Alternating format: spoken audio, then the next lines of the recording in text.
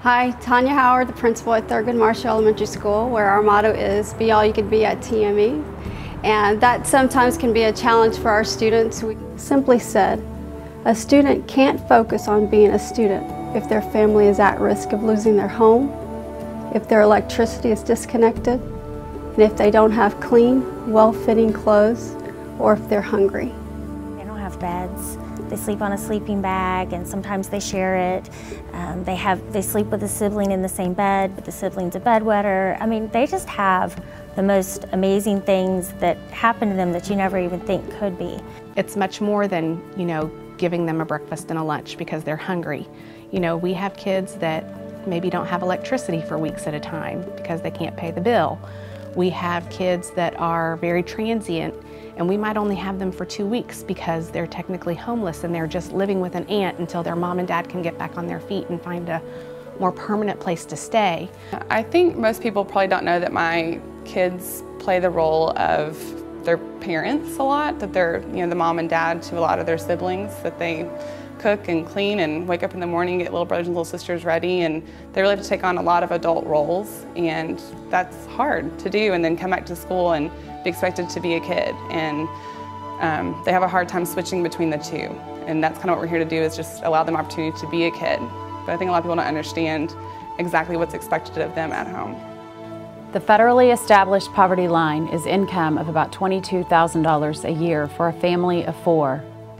The term extreme poverty refers to a family of 4 living on half that amount, or approximately $11,000 a year.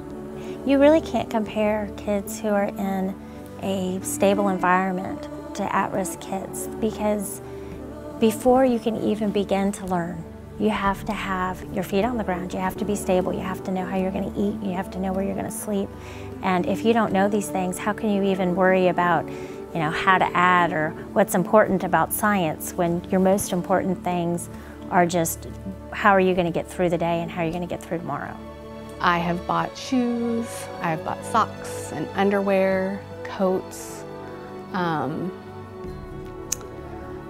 just anything that I know that I can manage and afford, that I know will help a family in need, I will do that. There's been instances where we provided some of our students on graduation day with shoes so that they felt like they could be able to walk with those others who may have had more appropriate shoes.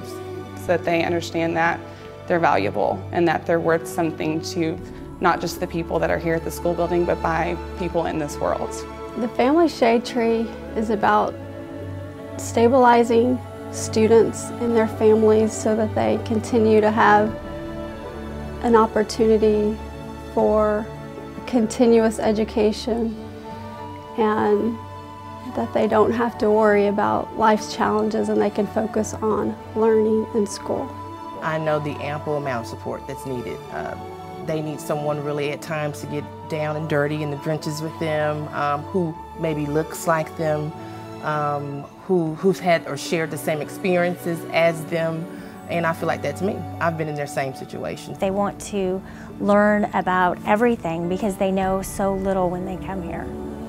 Working with at-risk kids is truly a calling. I think that it's a mission, and it's just very rewarding. These kids and these families are very appreciative, and when you finally make those gains with kids and help them learn and see the light bulb go on, it's just the best feeling in the world. Be all you can be at TME. Be all you can be at TME. Be all you can be at TME. Be all you can be at TME.